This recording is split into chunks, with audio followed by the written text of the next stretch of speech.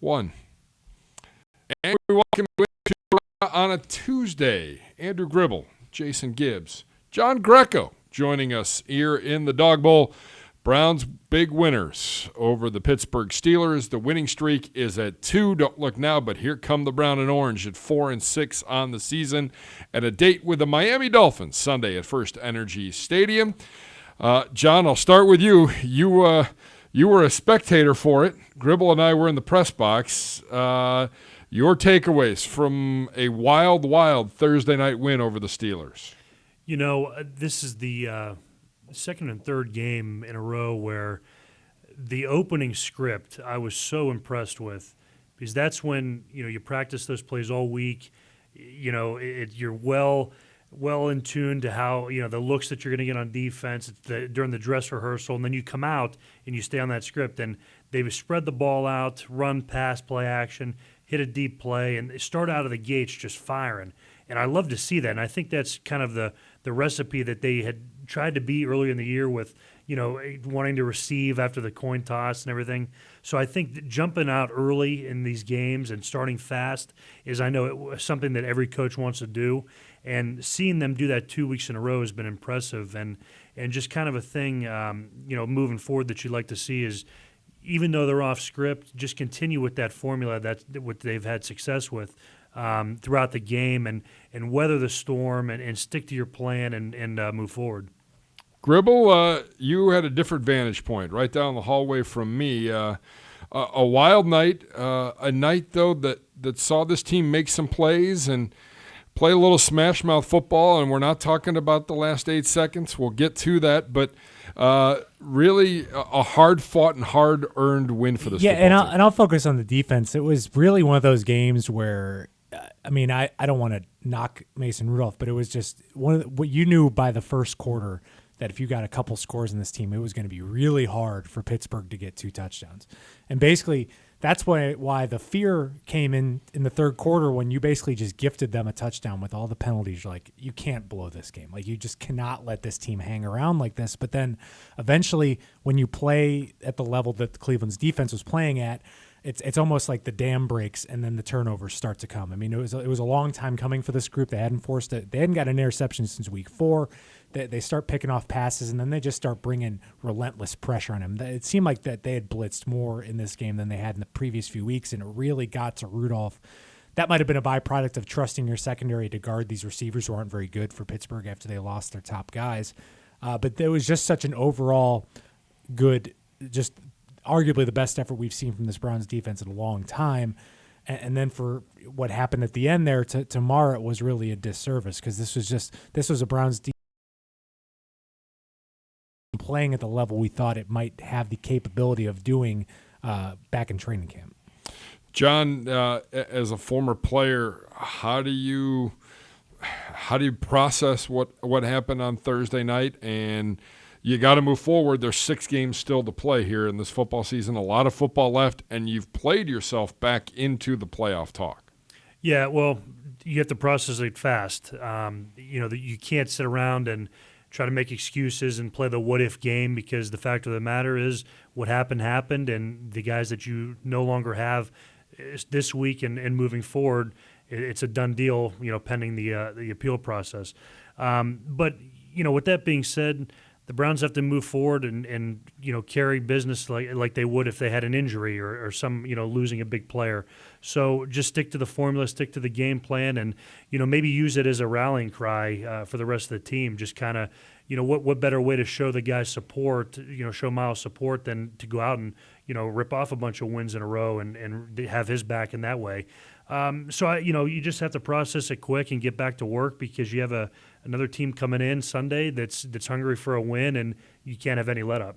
Well, John, I'll ask you this, because it seems like this team can't beat Pittsburgh without a catch. And you were there in 2014, where you have this huge win over the Steelers, but then you lose. You lost Alex Mack probably before the end of the game. I assume, right? I mean, it just how. For you, was that? Could you maybe compare that feeling to probably what the Browns are feeling at the end of this one? Like how they maybe differ? What from your perspective, what was that like? It sucks, because you lose a focal point of your team, a leader, somebody that you rely on in critical situations to make a play. It happens, and there's a lot of teams that have fought through that adversity in the past, and the worst thing you can do is just kind of hang your head and just throw in the towel, which I know they're not going to do. But as a player, it's you have that next man up mentality and kind of a circle the wagons theme and kind of mindset to where you're going to say what's done is done. We still have a job to do. There's still a lot in front of us. Let's not make any excuses at the end of the year and say, well, that's why this happened. This is why we weren't winning games. Just go out there and prove everyone wrong and say, hey, we have your back and we're going to continue to win games. Yeah, because I think that goes back to like why a lot of players after the game said it felt like a loss. Is because I think even though they didn't know that Myles was going to be suspended for the rest of the year, they knew it was going to be for a decent amount of time, and they just know how good he is. I mean, that's the key thing with Myles. They knew walking out of that locker room that they were going to be missing their best defensive player for a long time, and that's just what has hung over them. But then now coming into this week, you get that sense that it's almost like they had victory Monday 4 days later. Yeah. I feel like talking to the players on Monday, they felt like, okay, we won this game and now we're in control of things with a schedule that they'll never say this, but it's a favorable schedule moving forward, starting with this Sunday against Miami. Yeah. So guys that need to step up, the pressure definitely falls on Chad Thomas, who quietly has had a pretty solid year and had a good game on Thursday night.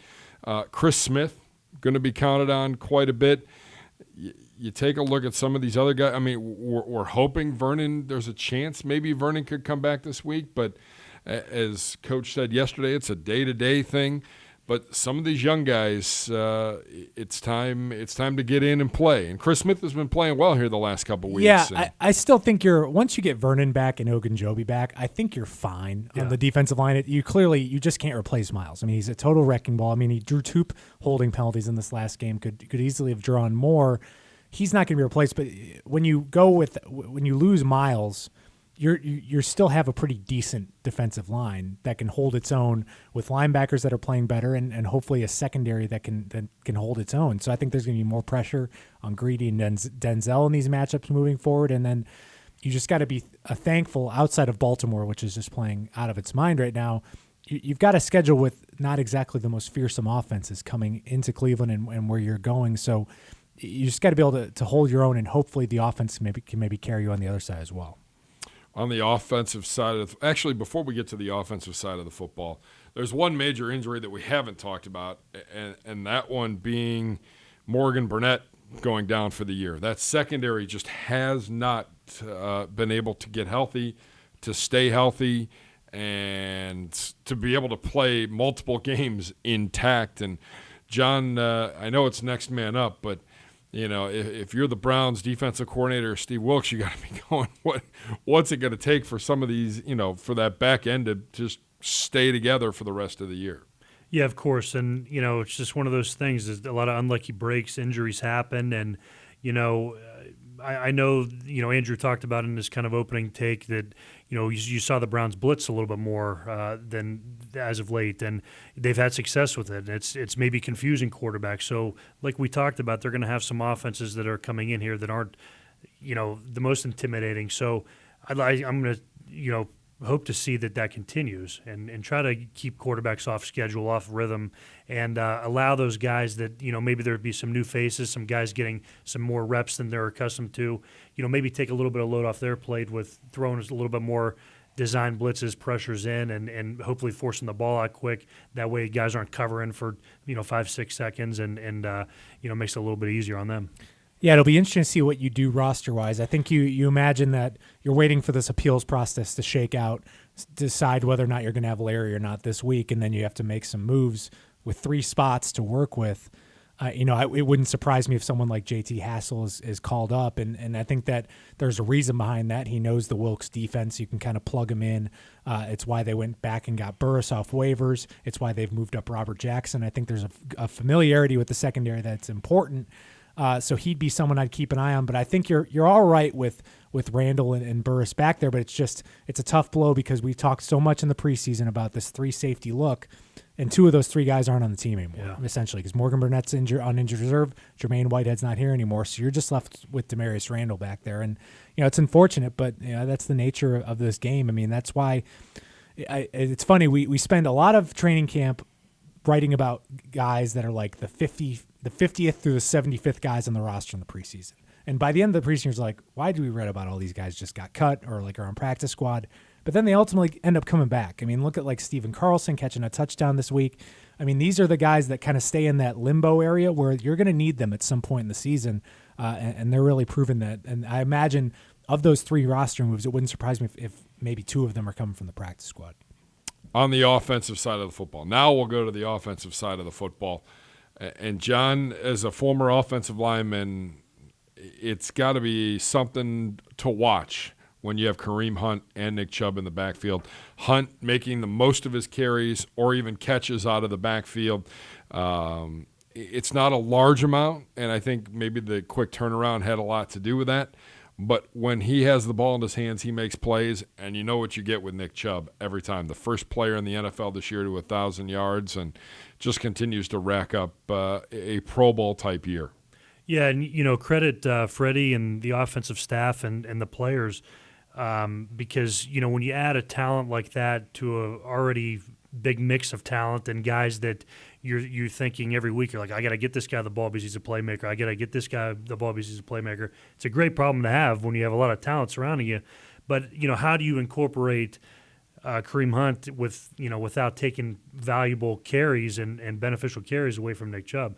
And I thought for the most part they've done a great job at it. You're finding ways to get him touches, whether it's direct handoffs or pitches or swing routes, screens. So they're getting creative, trying to find ways for him to get the ball in his hands. And I think it's really caught defenses off guard because you don't know where when they're in that pony formation and you have both the guys in the backfield motioning. You don't know if it's going to be a direct handoff. Do you soften up? Are they going to hit you right in the middle, or are you going to throw a swing and get Kareem Hunt with the ball in space? So it's a great luxury to have all that talent, but I think they've done a great job of handling, spreading it out. On the offensive line, what have you seen here in the last couple of weeks, especially with Wyatt Teller in at right guard? I think they've kind of just found a way to, really, I don't want to say calm down, but kind of build a little chemistry as time's gone on. And, when you're shuffling guys in and out, there's guys missing games, being, benched or held out and, trying to send messages, whatever, shakeups at different positions. It's tough. And I know it creates, issues behind the scenes because those guys are trying to learn to work together to get a job done, in short amount of time. But, credit them because they've been giving Baker some time, and, credit him because you see him making throws where he's getting hit high and low at the same time and really dropping dimes in there. So it's been a thing where it just seems like everybody on offense is trying to do a little bit more for one another. They're trying to do their job a little bit better to help the guy next to him, and you're really starting to see that show up on tape. Quarterback play. He mentioned a little bit, but Baker's strung together some pretty good games here over the last few weeks. Yeah, his last 4 games have been really solid, and I include the Patriots game in there because if you take away that little flip pass that went for an interception, he doesn't have any interceptions his last 4 games. And when you look at it, when you zoom out a little bit, 5 of his last 6 games have been against 5 of the top 10 defenses in the NFL. You go back to San Francisco. Seattle is not in the top 10. They've struggled on defense. But then Pittsburgh, Buffalo, Denver, New England, they're all top 10 defenses, especially against the pass. And he's held his own. The numbers aren't as gaudy as they were last year, but he's making more right decisions than wrong decisions. And it's just the offense has just flowed a little bit better. Now, if the red zone issues were better this past game against Pittsburgh than they were, I liked what they did to get Jarvis Landry wide open on that touchdown. I think the Browns were getting a little too predictable in the red zone, and that was something that clearly the Steelers did not see coming. It's more of the Baker from last year, and I think the numbers, the QB rating over the last 4 games is very close to what he finished at last year, and the interceptions are down. I still think he's never going to be a guy that only throws a few interceptions per year. He takes risks, but I think that this is the quarterback that people thought they'd see all year, and it just took a little bit to get going this year. All right, so it's a 2-game winning streak. I think more importantly, you're 2-0 in the division, and there's a lot of football left to play. We've been saying it. I feel like we've been saying it for months because this season at times has definitely gotten stuck in the mud. But there's a lot of football left, and it starts Sunday against a Miami Dolphins team, Gribbs, that came out of the gate here, 2 wins in their last 3 weeks.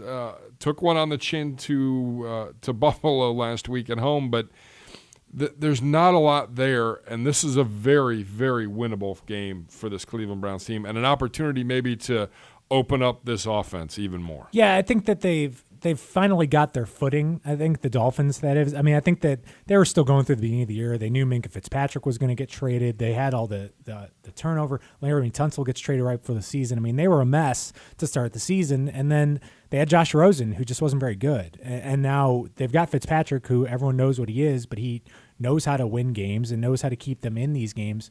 They've lost a couple key players to injuries and booting a guy off the team. Mark Walton was a solid running back for them before the suspension and ultimately got kicked off the team today. And then they lost Preston Williams, their wide receiver, who's a really good rookie that starred in that victory over the Jets.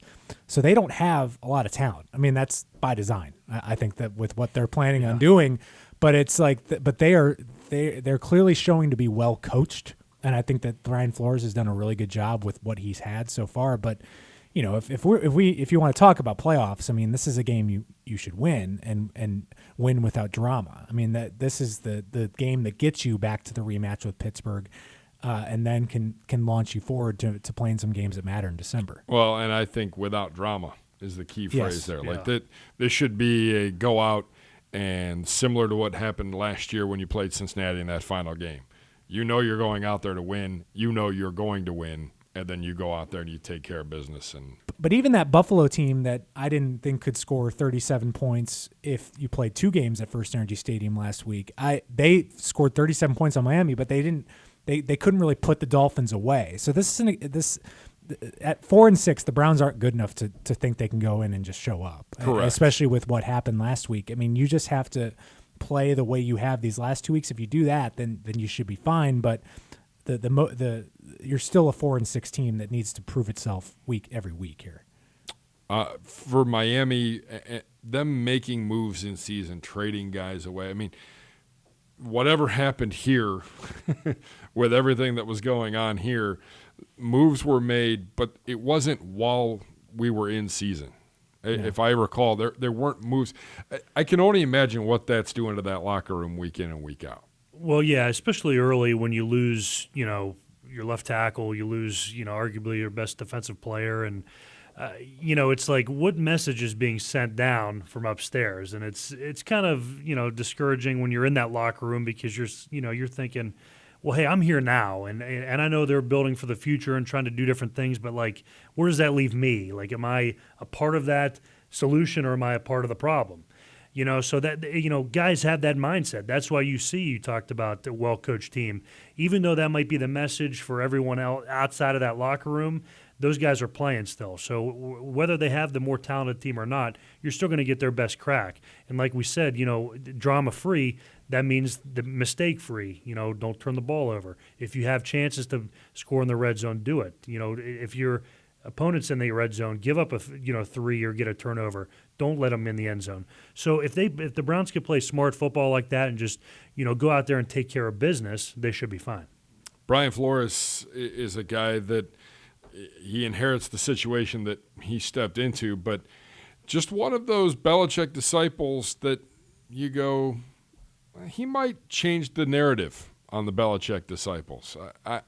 I like what I've seen from him with what he's had to work with in the adversity that they've had to go through. Yeah, it's interesting. I mean, he's clearly like a culture-changing kind of guy, and it's crazy because he was calling plays defensively last year for them, but he wasn't even called the defensive coordinator. So of all these disciples, by title, he's the least accomplished before leaving the Belichick tree. But this is one of those things where it's easy. It might be easy to get a couple wins with zero expectations, almost negative expectations. I think he's messing up the plan right now because I don't think they anticipated. Yeah. I don't think they anticipated that there being this many bad teams in the NFL. I mean, there's a few teams that are just terrible, and they even now have the Redskins ahead of them for a draft pick that they lost to.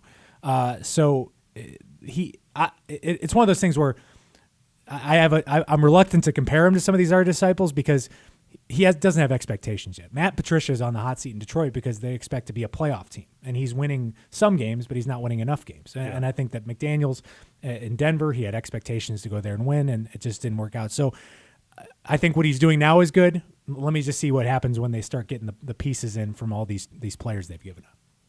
I agree. I mean, all these teams that start this rebuild and fire coaches and hire new ones, the common theme is we want a culture change, and we just talked about it. And let's see what happens. I think I agree with you, and that the body of work isn't there, the total body of work that you need to see to kind of give them an accurate and fair assessment. I think, like I said, I'm impressed with how they've handled some of their adversity in a locker room that could have been, completely toxic, and just said, hey, if this guy wants out, I want out, and just you could have seen all these guys jumping ship, but.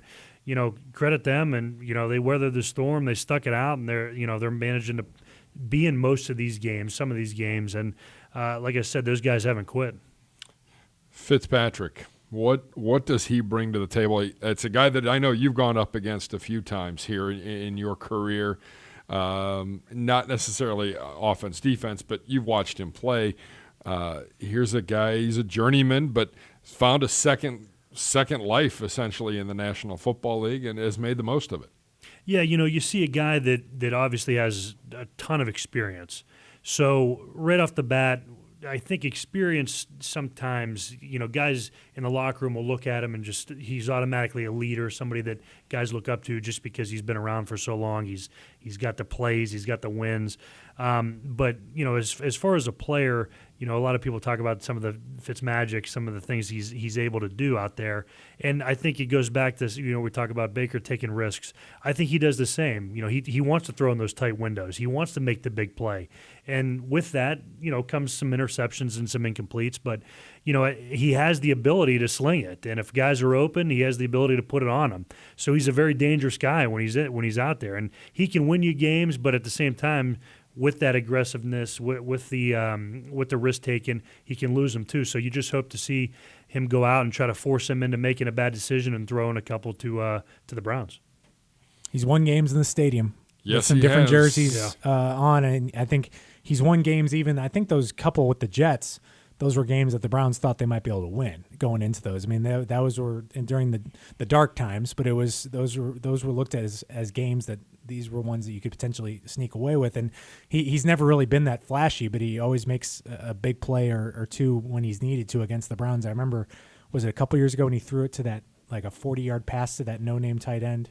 I forget what I can't remember. I remember what that game was. I think it was during the 16 season or maybe even the 17 season. It's just he's just been enough of a thorn in the side for teams here where you just have to be disciplined, and you can't have that series like you did against Pittsburgh where you're just giving up chunks of yards on penalties, and where the Steelers were basically resorting just throwing it deep and hoping to draw pass interference. Just don't fall into the trap and just play sound football, and you'll be fine. Yeah, don't gift them anything. And, I think a big thing, too, is get on him early, get in his head early. Don't let him get his confidence rolling, because if he makes a big connection early, throws like a 40 or 50-yard pass, and they have a lot of action earlier, he's going to start, really having that confidence. And then I think that's when you see his game go to the next level. But if they can get in his head early, hit him a few times, maybe get an early interception, or, just cause him to give him some fits, be around him, be all over him, be in the passing lanes, tip some passes, anything to get him off his rhythm and game, I think he'll be shaken up a little bit. Gribble mentioned it earlier, John, and just it's week 11 on the football season, and it's one of those where guys, it's November, you're starting to get later in the football season. You'd like to say you're still as dialed up as you were back in August in training camp and getting ready. You got a team like Miami coming in. You're going to play Cincinnati. You have another date with Pittsburgh, who you've already beaten. You have a lot of winnable games. Is it easy to wander mentally at this time of year? Or is the fact that they're 4-6 right now still, they're able to stay dialed in? What's the difficult challenge there? Well, I think it's going to be a little bit easier for them to stay dialed in, given all of the things that are going on around them currently. I think that they're just kind of hitting the reset button and say, hey, let's just go out and get a win this Sunday and worry about the next weeks as they come. And that's kind of what you do this part of the year. It's a lot more mental. It's a little bit less physical. It gets darker earlier outside. Your body just feels beat up, tired. So those guys are doing more mentally at home, watching tape on their own because, coaches start letting them go a little bit earlier so they can get off their feet, get in the hot and the cold tubs, and kind of get their legs back because that's what's most important. Really, this time of year, whoever's the most healthy team and mentally sharp usually wins the game. So that's kind of a thing. But, moving forward, if I'm in the locker room, I'm looking one game at a time. I'm looking at, if I'm an offensive lineman, I'm looking at what defensive tackle I'm facing, what are his tendencies, does this team blitz, does this team pressure, what do they do on third down? It's this finer kind of details in the game that you need to be that much sharper on as the season goes on. I like that it's a Jarvis Landry revenge game. That helps me with the offense because I think the defense has That's no a choice. great point. Defense has no choice but to be locked in. It'd be the offense that I'd be worried maybe about that they finally, after this gauntlet of defenses they're facing, they look at the Dolphins are like, all right, we're finally facing one of the worst defenses in the league. Let's go out and just waltz our way to 38 points. That would be my concern from the mental aspect, but that's why I hope that Jarvis has those guys extra locked in this week for this one. Final thoughts before I let you all go on a Tuesday? We're back with you on Thursday, getting you ready for Browns Dolphins, 1 o'clock at First Energy Stadium on Sunday. Make sure you log on to clevelandbrowns.com or wherever you get your podcasts and subscribe today to the best podcast available. You can also watch us on our YouTube channel, youtube.com/Browns. For Andrew Gribble, want to thank John Greco for his time. I'm Jason Gibbs. This has been the best podcast available.